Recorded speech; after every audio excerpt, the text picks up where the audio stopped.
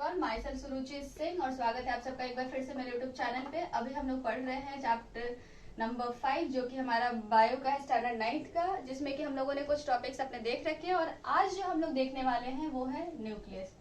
अब न्यूक्लियस देखने का पर्पस क्या है, तो जैसा कि मैंने आपको बताया था कि हम लोग सेल के बेसिक स्ट्रक्चर्स को भी पढ़ रहे हैं, डील कर रहे हैं, और इसमें हमारा 3 चीज था। नंबर 1 इज सेल मेम्ब्रेन, जिसका कि और भी बहुत सारा नाम था, हमने दिया था। प्लाज्मा मेम्ब्रेन हो गया और प्लाज्मा लेमा। आपको अलग अलग बुक्स में अलग अलग जगह पे ये तीनों में से कुछ भी मिल सकता है, डोंट गेट कंफ्यूज। तीनों हमारा एक ही चीज है, ये हमारे आउटर मोस्ट कवरिंग को डिनोट कर रहा है। उसके बाद जब हम लोगों ने देखा तो नेक्स्ट पार्ट, अगर हम लोग बेसिक स्ट्रक्चर की बात करें तो दैट इज हमारा न्यूक्लियस, एंड देन हमारा आता है साइटोप्लाज्म, जिसमें कि हमारे डिफरेंट सेल ऑर्गेनेलीज रहेंगे जो कि अपना अलग अलग फंक्शंस परफॉर्म करेंगे, और इस तरीके से इंटायर सेल का स्ट्रक्चर हमारा कंप्लीट हो जाएगा।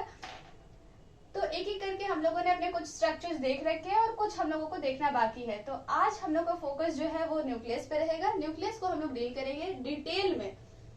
तो स्टार्ट करते हैं बिना किसी डिले के।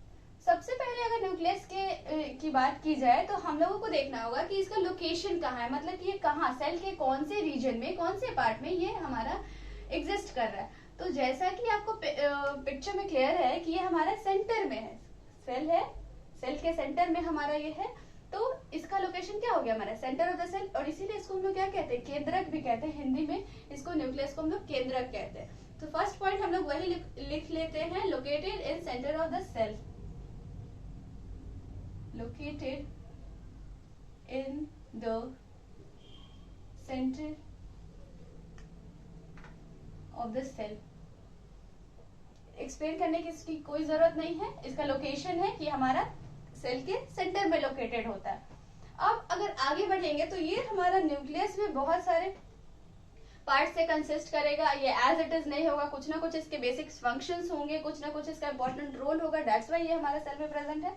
तो लोकेशन देखने के बाद हम लोग देखेंगे इसके अलग अलग पार्ट्स को, कौन कौन से पार्ट्स ये कंसिस्ट करता है। तो हम लिख लेते हैं, इट कंसिस्ट ऑफ। अब कंसिस्ट ऑफ कहने का क्या मतलब है, कंसिस्ट ऑफ कहने से यहाँ पे हम लोग डिनोट करते हैं कि कौन कौन से इस न्यूक्लियस की पार्ट को हम लोगों को देखना है। तो सबसे पहले अगर पार्ट्स की बात करें तो हमारा आता है मेम्ब्रेन। चूंकि ये न्यूक्लियस का है इसलिए हम लोग इसको क्या कह देंगे, न्यूक्लियर मेम्ब्रेन।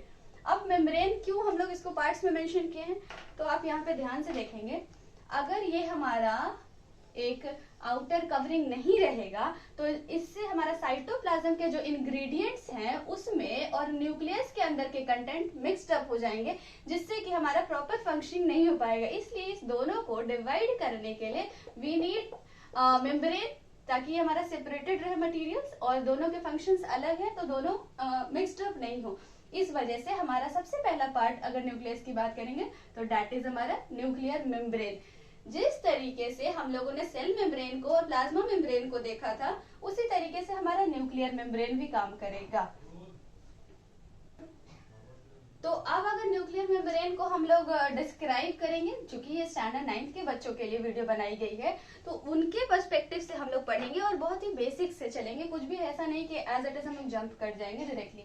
तो न्यूक्लियर मेम्ब्रेन एक्सप्लेनेशन क्लियर है, डेफिनेशन लिख लेते हैं। डेफिनेशन इसका क्या हो सकता है, membrane that separates nucleus from cytoplasm. वही मैंने आपको बताया, ऐसी परत, ऐसी झिल्ली जो कि साइटोप्लाज्म से इसको डिफरेंशिएट करता है। उसी चीज को मैं यहाँ पे नोट डाउन कर देती हूँ, मेम्ब्रेन दैट सेपरेट्स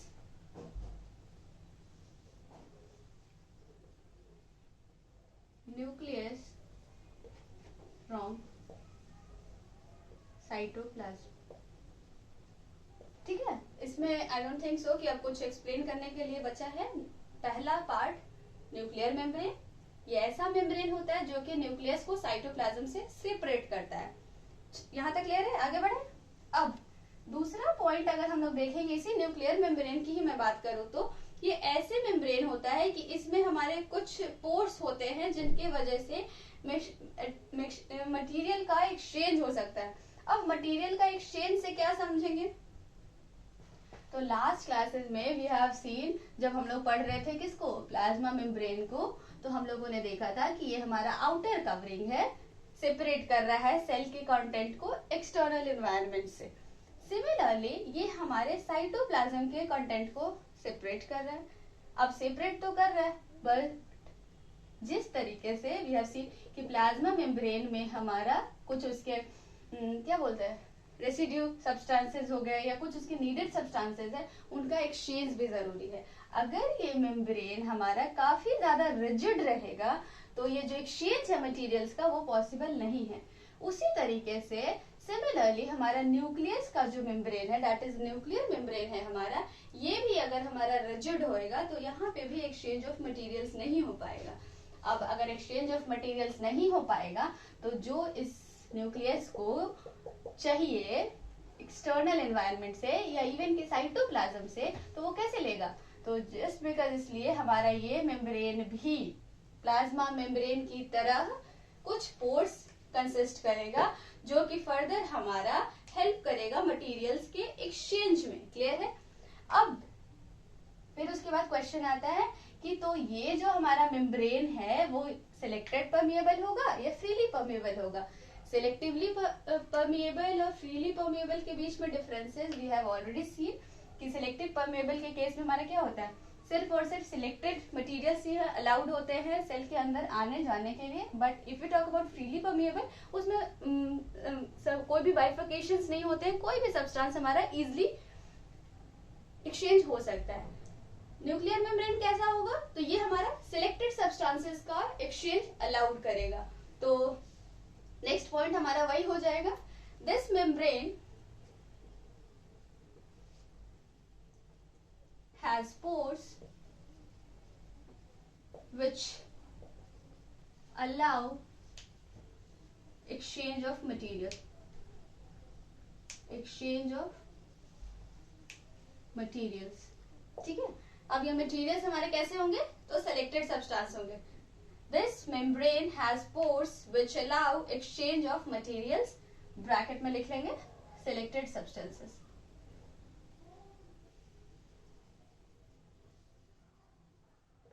पहला पार्ट दैट इज हमारा न्यूक्लियर मेम्ब्रेन यहीं पे खत्म होता है, मतलब इतना इंफॉर्मेशन आपके लिए सफिशिएंट है। मूविंग फॉरवर्ड अब हम लोग नेक्स्ट पार्ट को देखेंगे, न्यूक्लियस के नेक्स्ट पार्ट को। ये सारे पॉइंट्स मैंने नोट डाउन कर दिए हैं, आप चाहे तो इसे कॉपी कर सकते हैं, अदरवाइज आप अपने खुद के नोट्स भी समझ के बना सकते हैं। आई डोंट थिंक सो कि मैंने एज सच कोई भी लैंग्वेज का यूज किया जो आपके समझ में नहीं आएगा। आगे बढ़ेंगे और दूसरे पार्ट को देखेंगे, दैट इज हमारा न्यूक्लियोप्लाज्म। अब ये न्यूक्लियोप्लाज्म कौन सी चीज होती है, क्या ही आफत है, उस चीज को हम लोग देखते हैं। Let me erase it.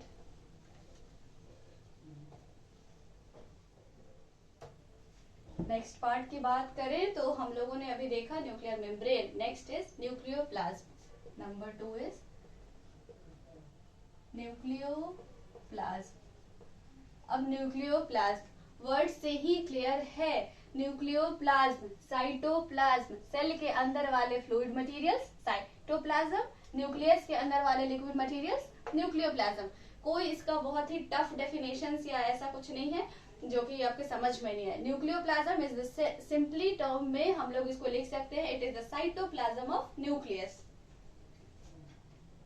It is the cytoplasm of nucleus. Clear है? वैसा साइटोप्लाज्म जो कि न्यूक्लियस के अंदर प्रेजेंट है वो हमारा क्या कहलाएगा? न्यूक्लियोप्लाज्म। ये हमारा दूसरा पार्ट हो गया, किसका? न्यूक्लियस का। Till now we have seen nuclear membrane and nucleoplasm. Moving forward we will be seeing the third part, that is nucleolus. Let me write it first. Clear है स्पेलिंग? NUCLEOLUS।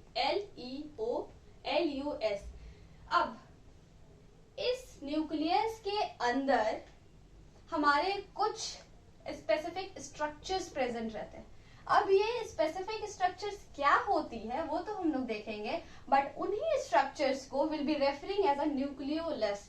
न्यूक्लियस के अंदर जो हमारे कुछ Oval body is present होते हैं, different structures present होते हैं, that is termed as nucleolus. तो थोड़ा सा हम लोग देख लेते हैं न्यूक्लियोलस के बारे में डिटेलिंग।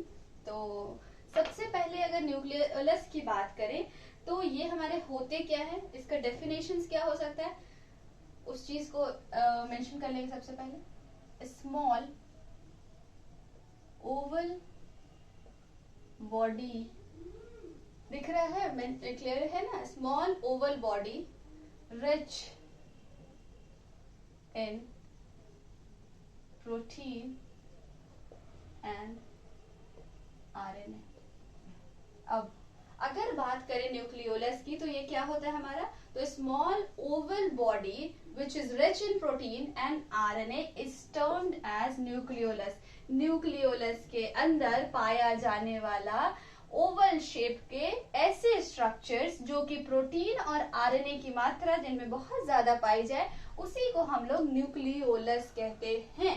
ठीक है, अब यहाँ पे एक नेक्स्ट क्वेश्चन आएगा कि इसकी जरूरत क्या है, क्यों ही ये प्रेजेंट है हमारा स्मॉल ओवल बॉडी, वो भी प्रोटीन और आरएनए में रिच। तो जैसे जैसे आप आगे बढ़ेंगे और डिफरेंट सेल ऑर्गेनेलिज को डील करेंगे तब आपको ये चीज क्लियर होगा। मैं यहाँ पे आपको शॉर्ट तरीके से बता देती हूँ कि क्यों इसकी जरूरत है। तो यहीं पे हमारा राइबोसोम का फॉर्मेशन होता है। तो इस इंपॉर्टेंट पॉइंट को भी हम लोग बिना छोड़े आगे नहीं बढ़ेंगे। It is the site for ribosome formation, it is the site for ribosome formation. Clear है, it is the site for ribosome formation. तो अभी तक हम लोगों ने क्या कुछ देख लिया। आज हम लोग पढ़ रहे हैं nucleolus which consist of nuclear membrane, nucleoplasm and nucleolus. यहाँ तक अभी तक हम लोगों ने देखा है। एक अभी और बचा है हमारा, दैट इज न्यूक्लियर मटेरियल, उसको भी हम लोग थोड़ा सा देखेंगे। न्यूक्लियर की अगर बात करें तो सेंटर में प्रेजेंट होता है न्यूक्लियर मेम्ब्रेन प्रेजेंट होएगा, आउटर मोस्ट कवरिंग होगी, एक्सचेंज अलाउड करेगा सिलेक्टेड सब्सटेंसेस का। Then we have seen nucleoplasm, ये हमारा वैसा साइटोप्लाज्म जो कि न्यूक्लियस के अंदर प्रेजेंट होता है, that is termed as nucleoplasm. Moving forward we have seen nucleolus जो कि हमारे स्मॉल ओवल बॉडी होते हैं which is rich in protein as well as RNA, and ये हमारा हेल्प करता है या फिर यही वो जगह होती है जहां पे राइबोसोम का फॉर्मेशन होता है। अब ये राइबोसोम्स क्या होते हैं, नहीं होते हैं, इनका क्या फंक्शंस है, that will be discussing in detail in the upcoming videos.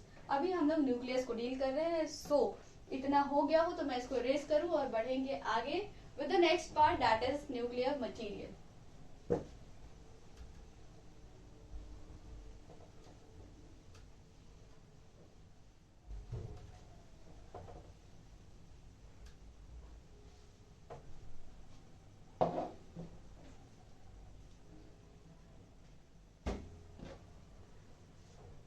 Number कौन से कितना पढ़ लिया, nuclear membrane, nucleoplasm, nucleolus, that is this is हमारा fourth number, nuclear material. Nuclear material words clear है। न्यूक्लियर मटेरियल, न्यूक्लियर के अंदर पाया जाने वाला मटेरियल।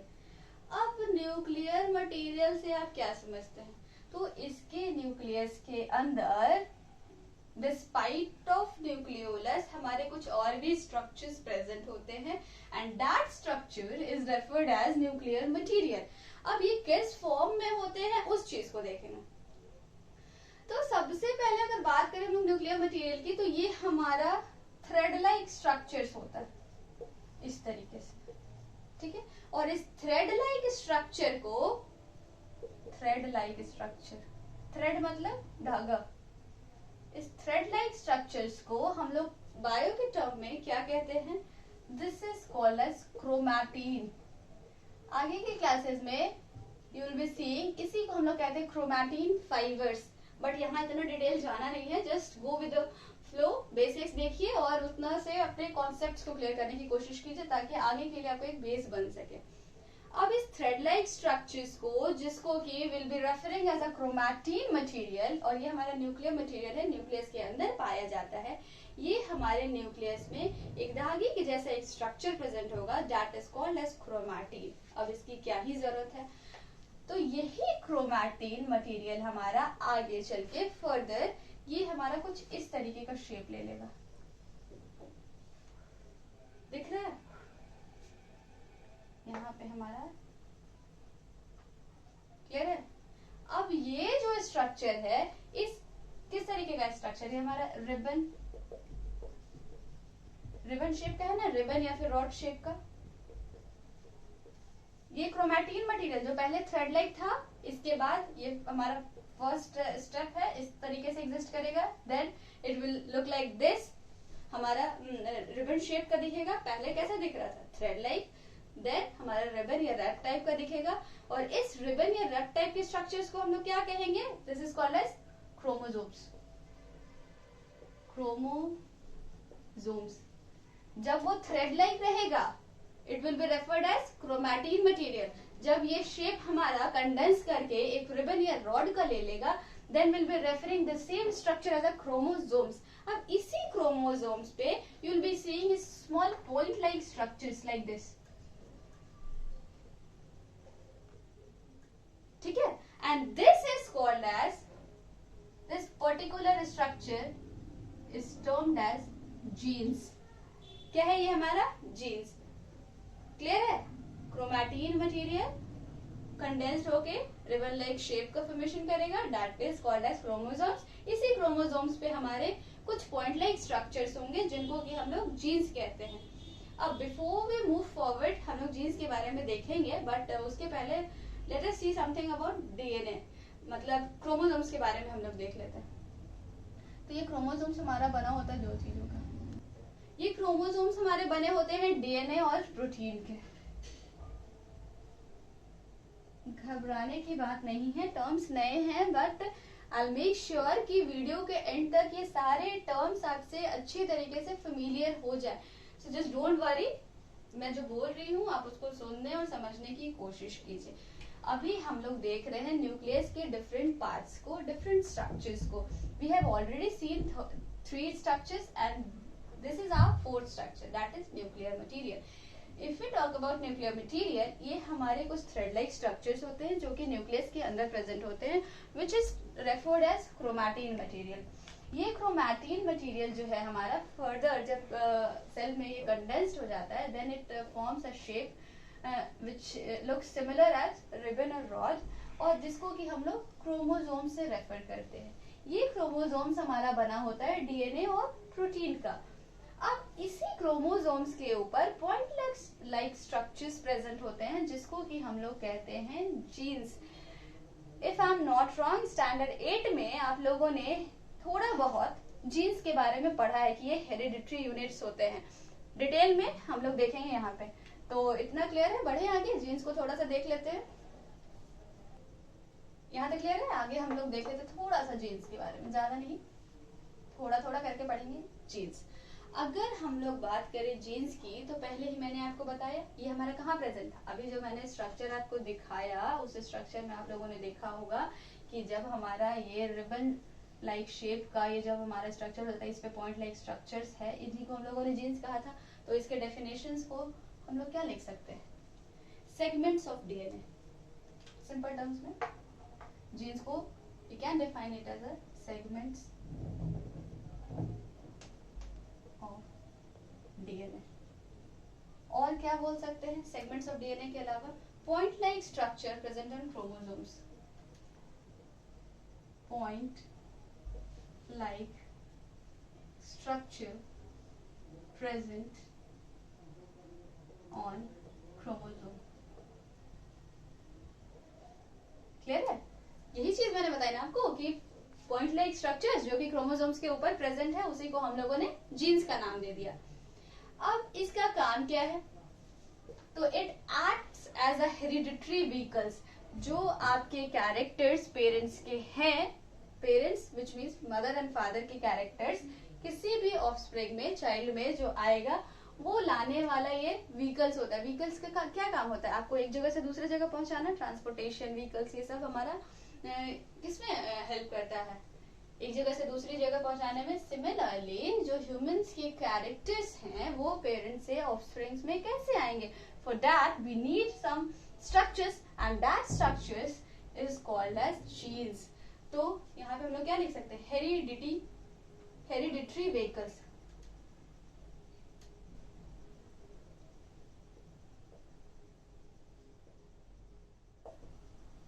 क्लियर है?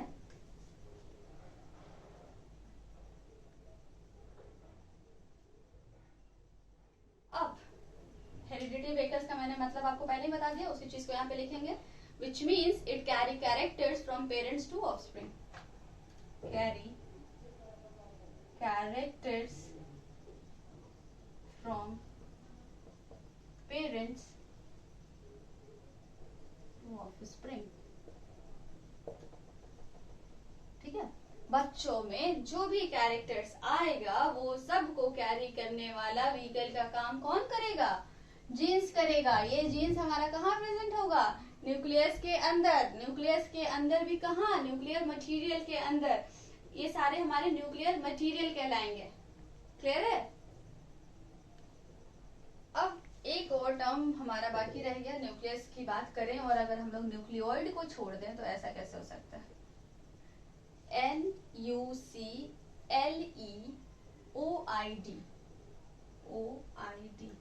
न्यूक्लियोइड। अब ये न्यूक्लियोइड क्या होता है, तो ये अनडिफाइंड न्यूक्लियर रीजन होते हैं जहां पे सिर्फ और सिर्फ न्यूक्लिक एसिड्स प्रेजेंट होते हैं। क्लियर है? लिख दे रही हूं मैं, undefined nuclear region, undefined nuclear region जहां पे क्या प्रेजेंट होते हैं, containing only nucleic acids, containing only nucleic acids. Nucleus का वैसा भाग जो कि अनडिफाइंड हो और यहाँ पे सिर्फ और सिर्फ न्यूक्लिक एसिड्स प्रेजेंट हो। अभी तक हम लोगों ने सारे स्ट्रक्चर्स को डिफाइन कर दिया था कि यहाँ पे ये होगा, वहां पे वो होगा, बट एक ऐसा रीजन भी होता है जो कि अनडिफाइंड होता है, वहां पे किसी तरह का कोई स्ट्रक्चर्स नहीं है, ओनली वहां पे हमारा न्यूक्लिक एसिड प्रेजेंट होगा, and that particular region is termed as nucleoid. यहाँ तक पढ़ने के बाद आई डोंट थिंक सो कि आपको न्यूक्लियस से इससे बाहर कोई क्वेश्चंस पूछेगा स्टैंडर्ड 9th में। अब हमारा बच गया तो वो है न्यूक्लियस के फंक्शंस। तो बिना किसी डिले के हम लोग उसको भी देख करके न्यूक्लियस को यहीं पे वाइंड अप करेंगे। So let me erase this first. तो आई नो कि ये वीडियो थोड़ा सा लंबा हो गया है यूजुअल जो वीडियोस मेरे होते हैं उससे, बट कोई नहीं, आगे की वीडियोस आपको छोटे बड़े इस तरह से मिक्स एंड मैच मिलेंगे। अब अगर बात करें न्यूक्लियस की फंक्शंस की, तो सबसे पहला और most important function that is it regulates cell cycle, regulates cell cycle. अब इसका क्या मतलब है, सेल के अंदर बहुत सारी अलग अलग एक्टिविटीज चल रही होगी, इनका डिफरेंट एक सेल साइकिल होगा, उसको मेंटेन करने का काम कौन करेगा, न्यूक्लियस। तो हमारा फंक्शन पहला क्या हो गया, रेगुलेट सेल साइकिल। दूसरी फंक्शन की बात करेंगे, control metabolic activities, control metabolic activities. ठीक है, मतलब कि जितने भी सेल के अंदर एक्टिविटीज होती है वो सारी हमारे मेटाबॉलिक एक्टिविटीज कहलाएगी। उन सब को कंट्रोल करने का काम कौन करेगा, हमारा न्यूक्लियस करेगा। अब इसी में हमारा प्रेजेंट है जीन्स, जो कि हमारा ट्रांसमिशन का काम कर रहा है, तो वो भी हमारा एक फंक्शन आ जाएगा न्यूक्लियस के अंदर, तो उस चीज को भी लिख लेंगे।